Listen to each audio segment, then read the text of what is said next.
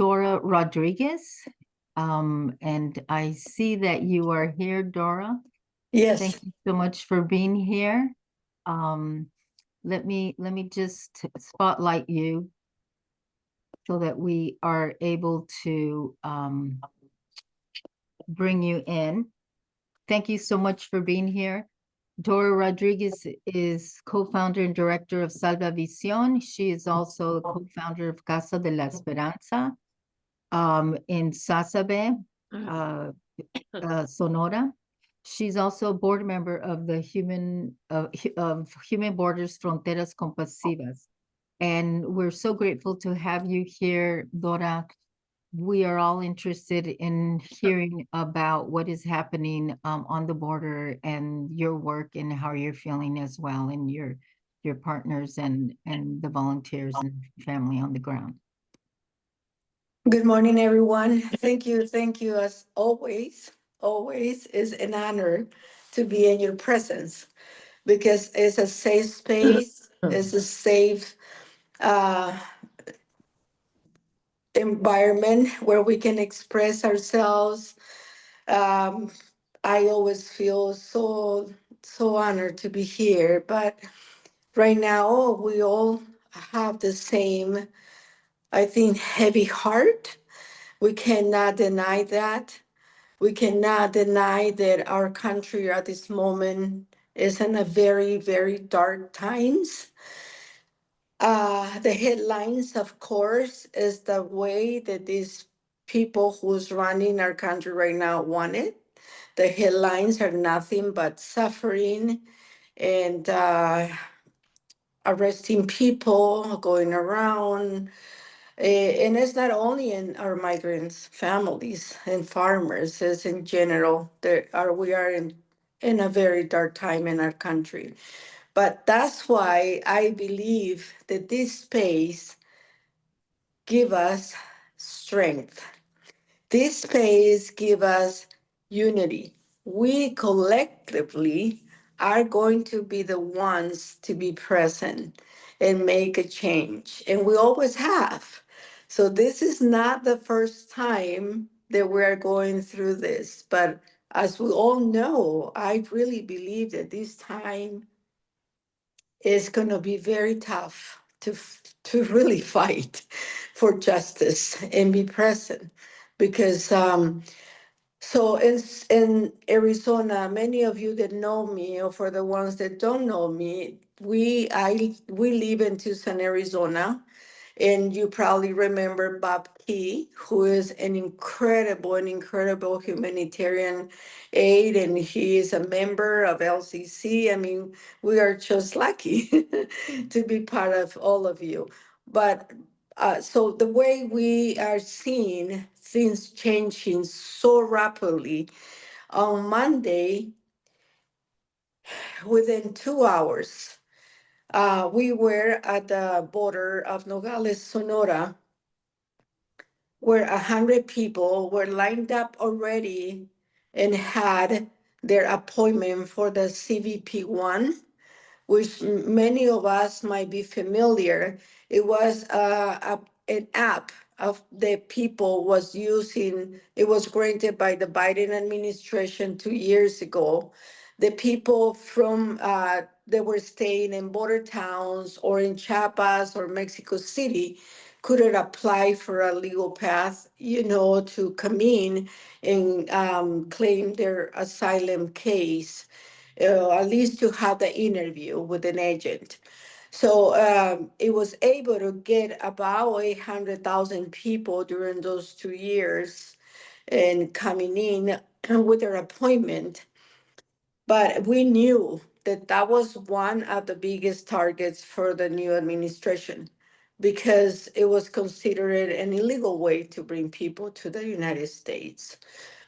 So we knew that that was happening. What I didn't know, it was the fast, horrible way they came to affect people in the ground immediately. So Sunday at 8:30 in the morning in the border town of Nogales, Sonora, there were about 100 people lined up waiting to their appointment. By the time 30 people was allowed to go in, it was single men, most of them. But all those 30 people were allowed to go in with their appointment, but they were to put in detention centers immediately. So from their appointment, they were taken to the private prisons that we have in Arizona, and we have 4 of them. So the rest of the families were told it's closed. You can no longer come with that appointment.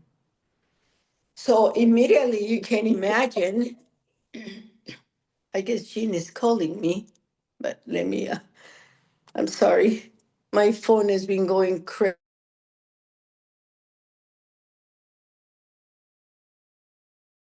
Wait, I think you muted yourself, Dora.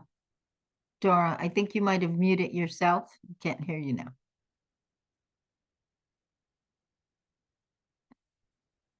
Yeah, unmute on Zoom.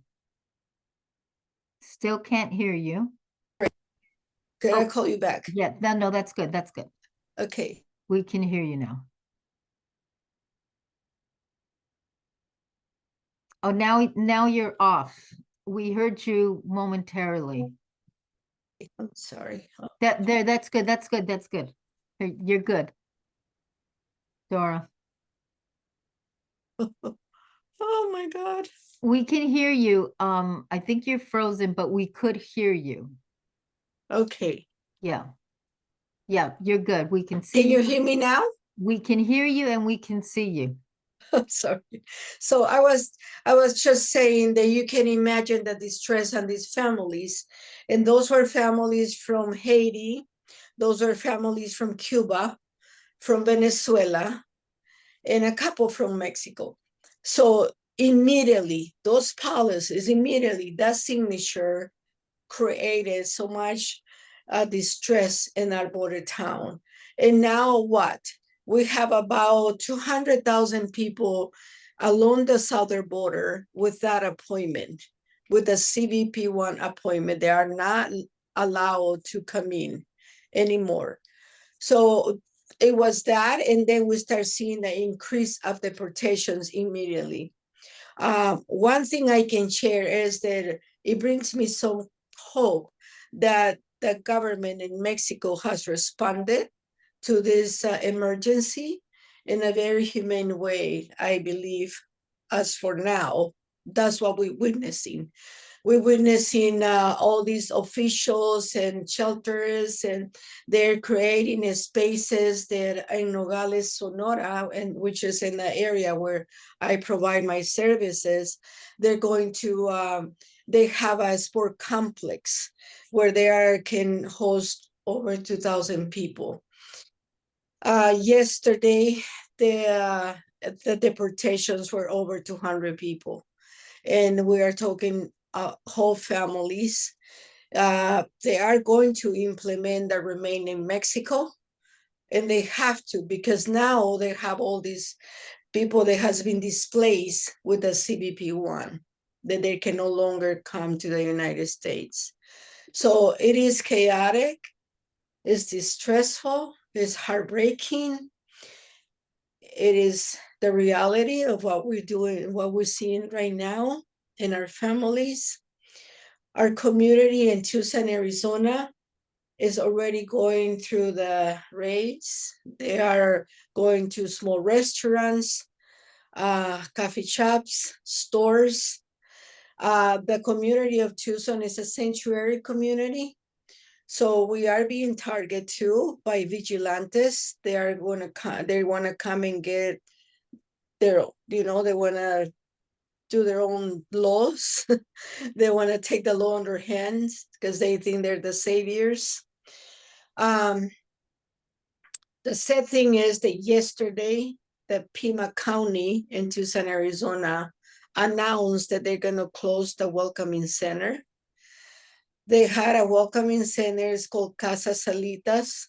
They have welcomed out more than 100,000 people, if not more, during this past since 2015. They opened this welcoming center to host families that were in transit to their sponsors. But because no one is coming in for the past 2 days, because CBP 1 is closed, so the Pima County put in a public notice saying that they are shutting down. So that's heartbreaking because now what? Now, if we do have families, I really believe that this is the time that in our communities, in every community, we have to show up and continue to show up. We have to organize with our churches, with our coffee groups, with our reading groups, with whatever. We have to organize and see how we're going to support these people. Because this is very hard for each of us. They have been around doing this work for a few decades, and we're seeing the devastating harm and policies in every side. It doesn't matter who was in charge, but right now this is very criminalized. This is a moment of authoritarian and criminalizing everyone, not only as they quoted criminals. That is not true. They're going after every single person that looks brown like me. So we have to continue to support our communities and show up. And I know the changes come with community, the care. Changes have always been with grassroots organizations. I never seen good changes with the government. It's always been us. And I was yesterday with Bob Key and 3 more volunteers in the desert, and it was a day of a beautiful reflection, but always preparing our desert to have enough water. And this is hard for me to say because it's going to happen. Thank you, Rosa. I forgot that we had the pictures. This is us yesterdays in the desert of Arizona, providing water to prevent death. Because people who are fleeing their homes, violence from all over the world, are going to be through our desert. So I wanted to show this water jar that we left in December when we went in a very cold, windy morning with this beautiful message that says, God bless your journey. I made a heart, I left it there. And yesterday we found it vandalized. It had the same pattern of a knife. So the vigilantes, as well Border Patrol, found our spot where we're putting water, and they're vandalized our water jars. But we left more, so we never give up. We left a lot more in that corner.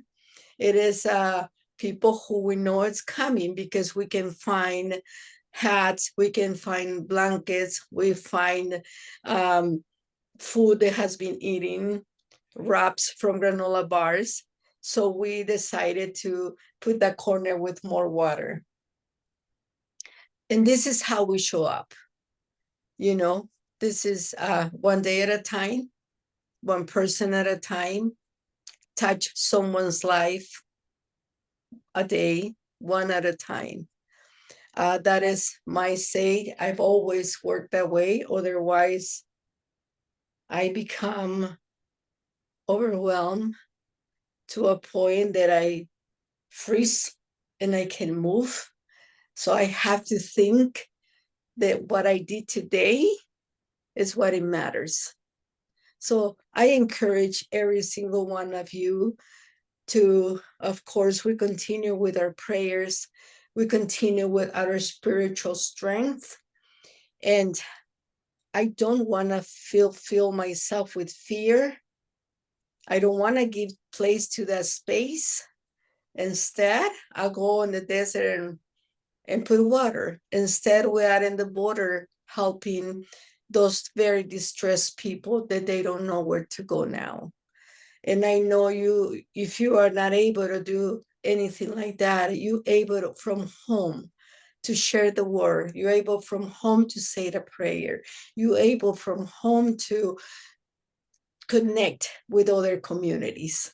So thank you for the time, and I'd be happy to answer any questions. Thank you so much, Dora. And I just want to let people know that this background here is the Casa de la Esperanza.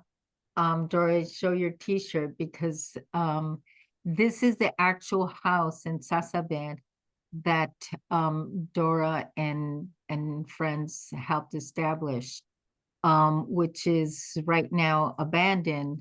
But I think that, you know, it is very inspirational, and that's why we have this space as well, so that we come together and we don't feel alone, and we don't, you know, we're not in our despair by ourselves. So I want to bring in Paulina, and I know I see Sally has a hand as well. Thanks, Rosa, and thank you, Dora.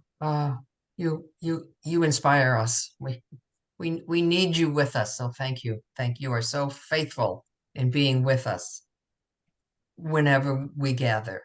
And my question to you is, what will be the fate, if you know, of the people who were displaced from Sasabe, who are now in Tucson? So we can, oh, sorry. We hear So you. we continue to support our families. They are in Tucson, Arizona, with housing, with lawyers. Most of them paying lawyers right now because some of them have already been denied asylum or protection. So they are in the appealing process. And of course, they are very nervous. They're scared. Many of them said, you know, that they cannot go back home because there's no home in Sasabe. But we know that they can be sent back to other parts of Mexico. And so we don't know. We just, you know, supporting them every day, and we show up when they have court hearings to bring them some moral support so the judge knows that they're not alone. And so we've been busy doing that too. Do you think they are subject to being like rounded up? I don't believe so because they have E94, which is a good form for them to have at this moment with them at all times, because it will show an agent that they are in the immigration process. Thank you. Yeah. Good, anything can happen. Thank you, Sally. So, and thank you so much, Dora. You'll stay here with us to answer any questions. I want to ask Paulina Olvera Cañez, who's the director of Espacio Migrante, longtime partners of ours, to talk about what has been happening in the Tijuana border. Thank you so much for being here, Paulina. Thank you, Rosa. Good morning, everybody. It's so good to see you after I had the honor to meet most of you in person in Denver in November. And I agree with Dora. For me, it's also healing to be in this space and to be in community with all of you. And about the situation in Tijuana. So Monday was a very difficult day for migrants in Tijuana. Monday morning, the first people who showed up at the port of entry in El Chaparral, they were able to access through their CP1 appointment. But then the second schedule for people, they found that appointments were closed, as well as the families in our shelter found that morning that the app was closed and that all appointments were canceled. So it was very difficult. This week we had a word circle with the families in our shelter. El Círculo de Palabra is an exercise where the Espacio Migrantes team sits in a circle with all the families, and we just have a space to share how they feel, check in on them. But because Stacy, the shelter coordinator, had mentioned to me that Monday and Tuesday, a lot of people were crying. They were feeling very depressed. We invited a psychologist from UABC, which is the state university, just so she could be there and like help them do like some breathing exercises before and give them some words of hope, and then just be there in case after the word circle somebody needed to talk to her. So we were really happy that she volunteered to be at the word circle. And right now we have about 35 people in our shelter. The families are from Mexico, Honduras, El Salvador, and also a family from Russia. And what they were sharing is the same, that some of them were still in shock, like still processing what this means. They said, we don't have a plan, we don't know what we're gonna do because we spent so much time trying to do things the right way. That's something that I kept hearing a lot. For example, a woman was saying that she traveled from Honduras and she came with a larger group, but some people in that group decided to cross the border through not through CBP1. I don't know if through the desert or how, but they said those people risked their lives, but now they're in the U.S. And I didn't do that because I have small children. So I did everything the right way. We waited in Tapachula, then we waited 10 months here in Tijuana, and now the appointments are canceled. So now I wonder if I should have taken that risk. And so like I kept hearing that a lot, that we were doing things the right way and waiting. And it just made me think, because in the US government's narrative, or in the social narrative, people always say, well, people should stand in line and do things the right way. But for people who have been waiting for this process and believing in this process, now they just lost their appointment, and they lost months or years of being in that process. So some people were very sad. Other people were saying, we don't really have a plan right now. For example, the Russian family was sharing that they want to find out how they can cross, but they're also scared because they know that a lot of Russian families the adults are being put in detention and separated from their families. So they had a lot of anxiety.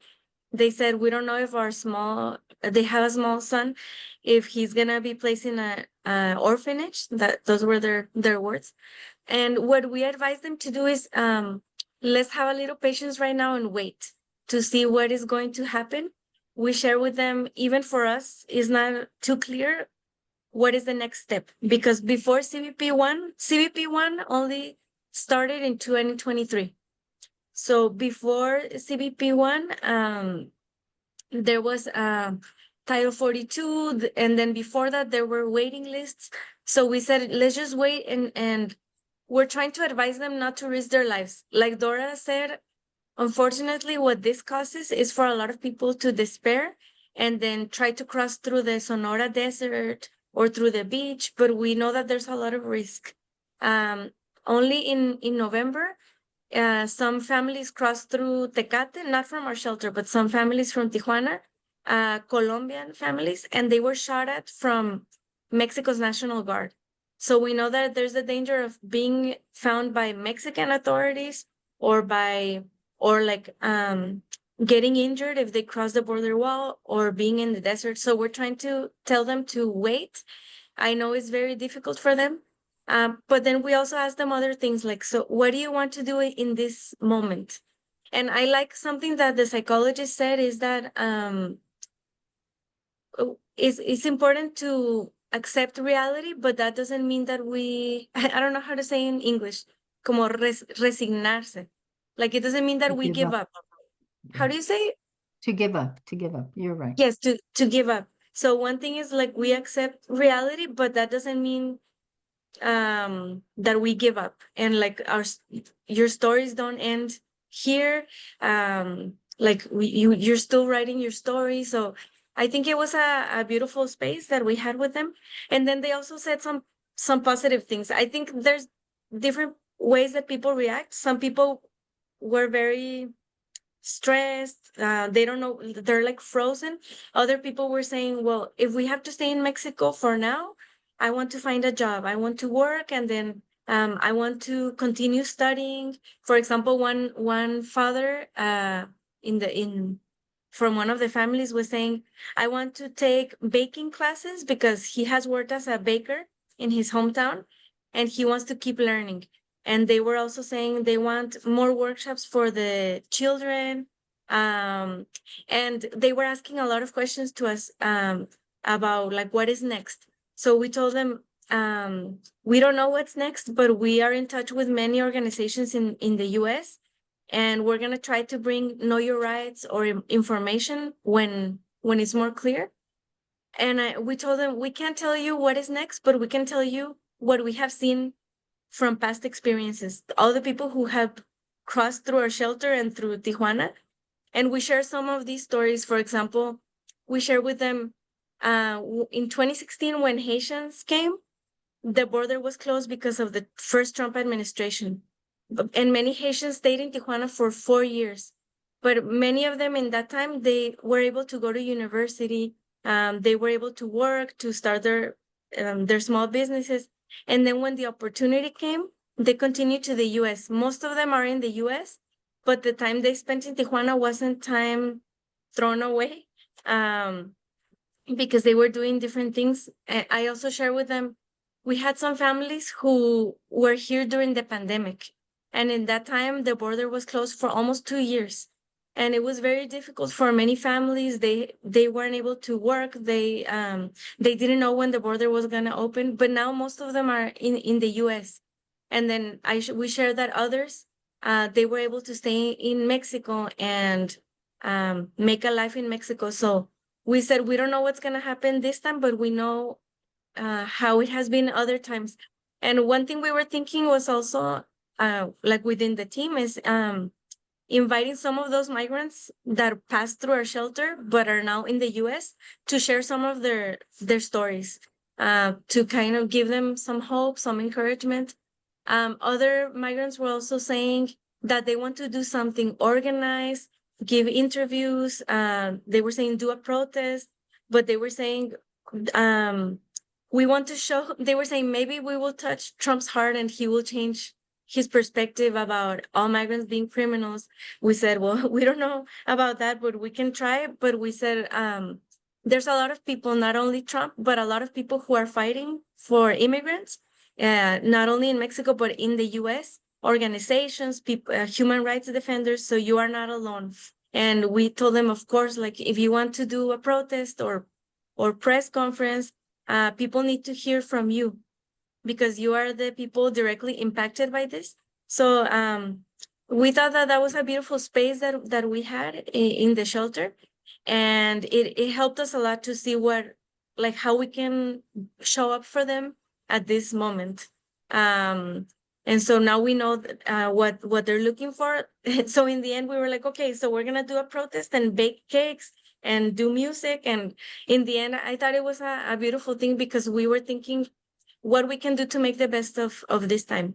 And then to go back to more like the policies, another thing that we were surprised to hear, not surprised, but it still came as a slap in the face, is to know that MPP is coming back, because it was a very difficult policy that we got to witness during the first Trump administration. And we don't know how it's going to play out this time, but there was a Know Your Rights workshop to inform people how MPP was the first time. And I'm not so hopeful about the Mexican government. Our president, I have a little more faith in her, and she was saying if the US implements MPP, Mexico, of course, is a humanitarian nation, so we're going to receive people in our country. But that was also the speech during the past president, AMLO. And yes, in theory, Mexico received migrants for humanitarian reasons, but in reality, migrants who were in MPP, they didn't have access to healthcare. They didn't have documents to work in Mexico. Many of them were victims of violent crimes in Mexico. In the end, it was up to shelters and organizations to show up for them. So hopefully this time is different. It's our role also to pressure Mexican authorities, but I don't know, like I don't place all my trust in Mexican authorities because we will see, because this is a new precedent, but hopefully this time it's different. And just if I have one more minute, we had a local elected official. He's a human rights defender for a long time, and he was the new director of attention to migrants in Tijuana, in the city, since November. And on Monday, he was there since 5 a.m. with the migrants, and then with the people who were turned away. He was helping them to find shelters, and he gave a few statements in the press that Mexico needs to coordinate in the local and federal level to receive all these people. And then he was fired on Monday. So a lot of people from organizations, we don't agree with that. We think he was fired for doing his job. And we already sent a letter to the media and to the mayor, but we're thinking, wow, this is so intense, and it's only week one of Trump. And we already see the Mexican government doing things that don't make sense for political reasons. We don't understand why. But yeah, like the thing that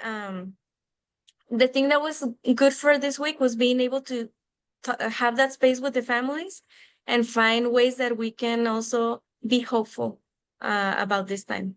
So I will leave it at that. And thank you so much again for this space. Like Dora said, it's also like healing for us to have a space to share, like a safe space to share, and like also to hear from you and hear what Dora is doing also gives me a lot of hope. So thank you so much for this space.